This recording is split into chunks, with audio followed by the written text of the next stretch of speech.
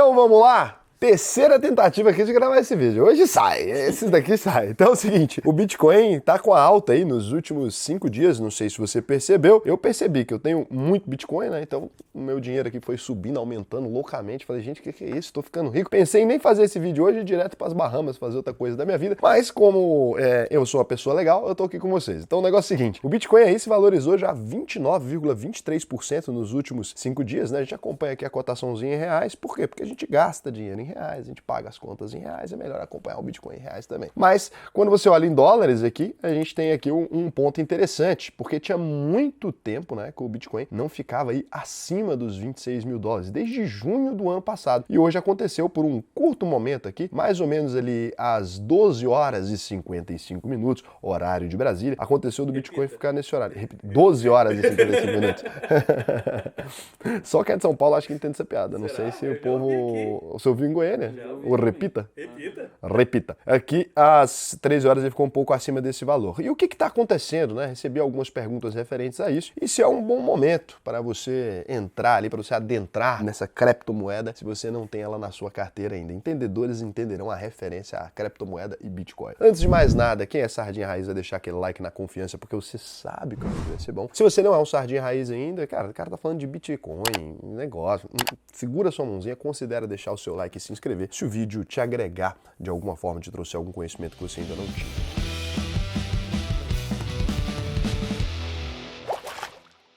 O Bitcoin alcançou essa marca que desde junho de 2020 ele não alcançava, que foi de ficar acima dos 26 mil dólares, logozinho já caiu ali também. Então ele teve um ganho aí de 17% nessa semana, nos últimos 5 dias, quase 30% aí. E assim, a gente tem várias pessoas que estavam com posições vendidas em Bitcoin. O que é uma posição vendida, né? Antes de eu explicar isso aqui. Imagina o seguinte, eu acredito que a Americanas vai cair, por exemplo. Então acredito que a Americanas vai cair, não é um fato real, né? A Americanas está hoje a R$1,03. É claro que vai subir, já que a empresa maravilhosa. Imagina que você acreditasse que a Americanas vai cair abaixo dos R$1,03. Na Bolsa de Valores, ou no mercado de capitais de modo geral, é possível fazer uma coisa que na vida real é difícil de fazer. Eu poderia alugar uma ação do Cazé, por exemplo, que é um grande acionista de Americanas, né? Tem quase R$2 investidos lá, já dá para comprar por 50% da Americanas, é o preço que está hoje. Então, ele tem ali essa posição. Ele decide me alugar essas ações. Então, eu alugo as ações do Cazé. Falo, Cazézão, quer alugar suas 2 ações para mim? Aí fala, quero. Aí eu pago para ele lá 4 centavos por cada ação, por exemplo, ou 3 centavos por cada ação. Nesse caso aqui, né, porque é uma ação barata, tá? O preço tá pequenininho. E aí eu posso pegar essa ação e ela fica comigo. O que eu posso fazer com essa ação? Eu posso pegar ela e vender. Raul, como assim? Eu alugo um apartamento e vendo ele? No mercado de apartamentos isso é mais complicado, porque você teria que devolver um apartamento idêntico para o seu locatário ao final do término do contrato. No caso das ações, como as ações são todas iguais, você pode vender essa ação para alguém a R$1,03. E se ela cair, se a sua hipótese estiver correta, se ela cair depois disso, né, você vai comprar essa ação a 55 centavos, por exemplo, e devolver para o Cazé. A diferença entre o valor pago pelo aluguel, o valor que a ação estava e o valor que ela está agora é o seu lucro. Por quê? Você vendeu ela a R$1,03, quando ela caiu de preço, você comprou e devolveu para o Cazé. Ele nem percebeu que você fez essa baguncinha. Isso é possível, existem diversos mecanismos para isso, acontece de forma automatizada. A gente chama isso de montar uma posição vendida, né? Então você montou uma posição vendida aqui. Existe um risco intrínseco a essa modalidade de trabalho. Se a ação subir ou se o ativo que você está alugando em questão subir, o que acontece? Você perde.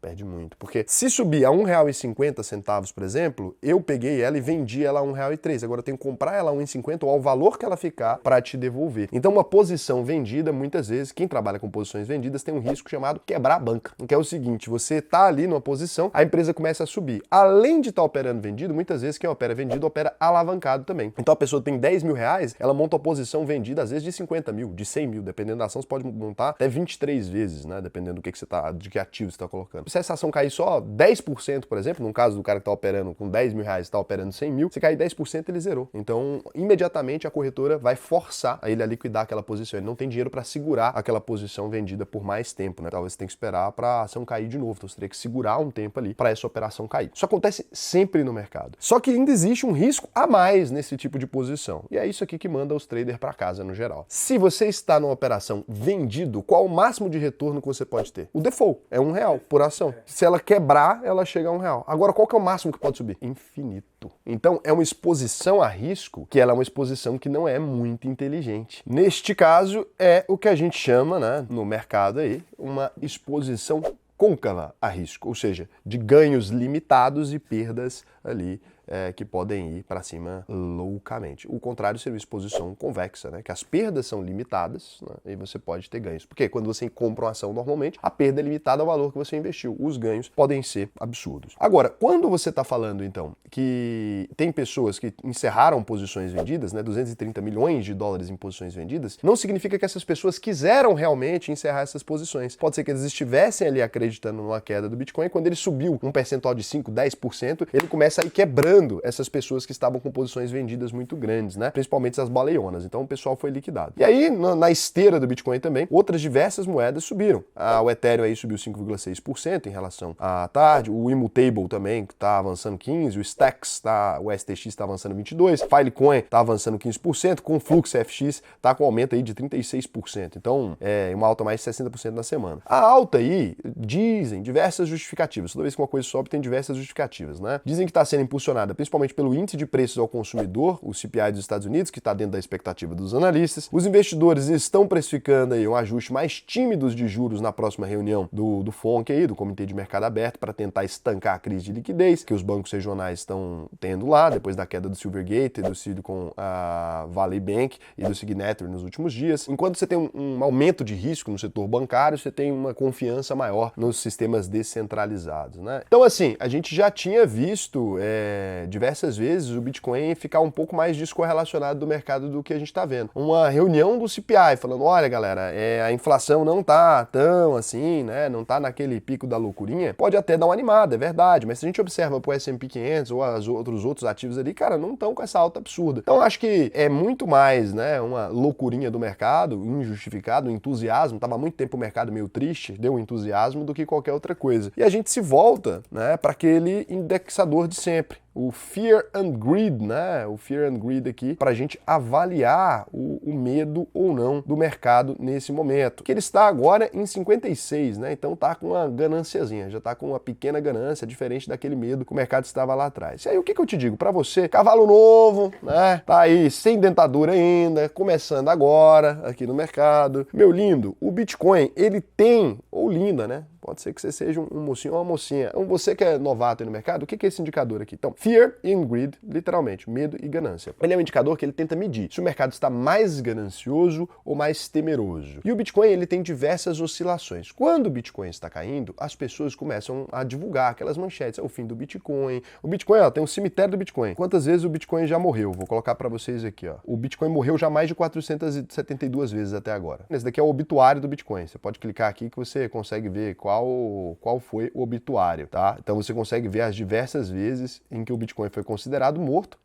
Eu acho que ele é quase, olha isso, esse tanto de bolinha aqui são as 400 vezes. Você pode passar no mouse aqui que você vai vendo. O Bitcoin morto em diversas vezes aqui. É quando alguém importante fala, olha, o Bitcoin vai morrer, o Bitcoin acabou. Então todos os dias a gente vê a mesma coisa. Nesses momentos em que o Bitcoin é considerado morto, etc., que é quando o indicador de medo ele fica maior do que esse indicador de ganância, as pessoas começam a vender os Bitcoins delas e as coisas todas. E aí nesse momento é que costuma ser um bom momento para você comprar. Se você entra nos momentos em que o mercado está mais otimista, significa que você não vai conseguir, né, manter essa criptomoeda ou ganhar dinheiro a longo prazo? Eu acredito que, pensando nesse sentido que vocês gostam de pensar, que não é muito meu sentido, eu acho que o Bitcoin é legal por ser uma moeda livre, por propor pra gente, né, um futuro menos dependente da economia de Estado. Quando você olha para o Bitcoin com esse viés de ganhar, a gente está falando de um prazo muito longo, porque existe uma quantidade limitada de bitcoins que vão existir na economia, somente 21 milhões de bitcoins. Quando você aumenta o interesse por algo que é escasso, ali a lei de oferta e demanda deve fazer o preço subir, pelo menos no longo prazo, apesar de que no curto prazo ele pode ir a nada, toda hora como vai, diversas vezes, lá embaixo, volta, morre e ressuscita. Então se você entra nesses momentos, você está aproveitando pouco essa oscilação que o Bitcoin tem. Todo mundo que tem Bitcoin em carteira aí há mais anos, né, e eu aqui me encaixo bem nisso, a gente já sabe que o Bitcoin por muitas vezes ele começa, não importa que preço que ele tá, pode estar 400 mil, 300 mil, um dia vai estar e vai cair. E ele sempre tem quedas muito abruptas e subidas muito abruptas, né? Cada vez menos abruptas devido ao número de usuários cada vez maior e o número também de investidores institucionais, mas ainda assim muito abruptas. Então, o que eu te diria é, se você não está em Bitcoin ainda, se você nunca teve a curiosidade, não se deixa levar por manchetes dizendo que o Bitcoin vai se valorizar infinitamente, né? Ou que você vai ganhar dinheiro infinito. E não se deixa levar também por pirâmides financeiras que vão te prometer dinheiro baseado em Bitcoin, porque nessa época, quando o Bitcoin está subindo, vira essa modinha. Então, cuidado com o modismo. Se você quer entrar em Bitcoin, entre com parcimônia e procure aí janelas onde o indicador de medo esteja maior do que o indicador de ganância. Antes da gente ir aqui para a resolução, né, para a resposta daquelas perguntas de vocês do nosso último vídeo, muito obrigado pelas perguntas, inclusive, eu vou aqui falar para vocês uma coisa interessante. Se você está procurando uma metodologia de investimento, não só para Bitcoin, Ethereum,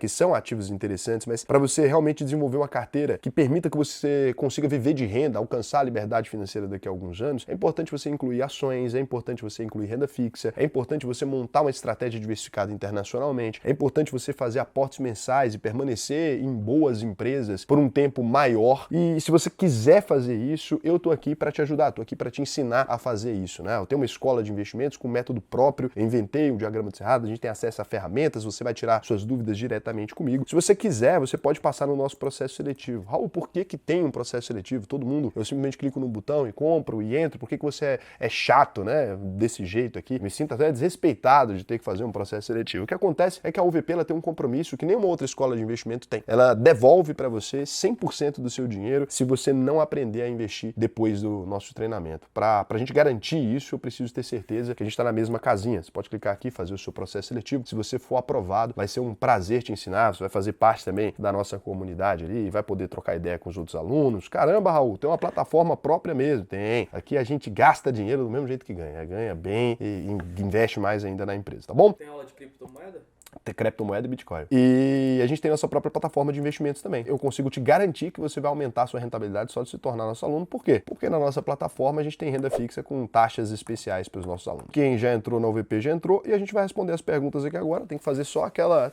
Para você que é novo, esse talvez seja um momento que você queira que se inscrever, porque daqui em diante já não vai valer mais a pena. Então... Você me pergunta, eu lhe respondo, eu tomo pinga com a dominga, dançando e curtindo, vamos e não consigo nem... Momento gentileza. Obrigado pelo vídeo. A Jolie falou, mesmo eu não estando preocupada com o banco fora do país, nem com o Nubank, eu fico feliz com o entretenimento proporcionado pro canal de vocês. A gente tá tentando educar, a gente é chamado de entretenimento. Fã ou hater? Vou comentar aqui. Obrigado. Fica difícil pra gente. A Andréa Barros, obrigado por sempre usar parte do seu tempo para nos ajudar e a entender um pouco mais sobre esse assunto. Não é parte, né? É quase meu tempo inteiro, te juro. É muito tempo que eu passo aqui dentro dessa sala. Nossa, hoje tá cheio de comentários femininos aqui. Impressionante. Pô, tem muito Tá mesmo. crescendo, né, o número de mulheres. Tá crescendo fortemente, já foi, era pouquinho, agora as senhoras aqui são, ou senhoritas, talvez não são casadas, são muitas aqui. A Cintia Andressa, obrigado por nos manter atualizados, explicando com linguagem clara e exemplos do dia a dia. Sardinha, raiz, like, boa. Muitos elogios, agora a gente precisa de um comentário aqui ofensivo. Vamos achar alguém que me ofendeu. Tinha um rapaz que tinha me ofendido hoje, mas eu acho que baniram ele. O pessoal da moderação, se me ofender, eles banem mesmo. Fridluzil CDC disse, impossível o banco falir, pode até vender, fechar ou mudar, mas falir nunca. Impossível eu não diria. Sem saber que era impossível, foi lá e soube. Né? Na conta corrente, se fosse o CDB, tá cheio de comentário que o YouTube retém a troco de nada. Né? A questão é, para onde foi todo esse dinheiro pro banco quebrar? A gente não vai quebrar. Da onde vocês inventaram isso, cara? Não vai quebrar. Vocês têm que assistir o vídeo. Beijo pra vocês, então. Comentário final é o seguinte, evitem, né, fazer ilações sobre bancos quebrarem. Tem que fazer esse tipo de vídeo para eu poder evitar ser ofendido por ter feito esse tipo de vídeo. Não tem mais. E os bancos vão me evitar falir.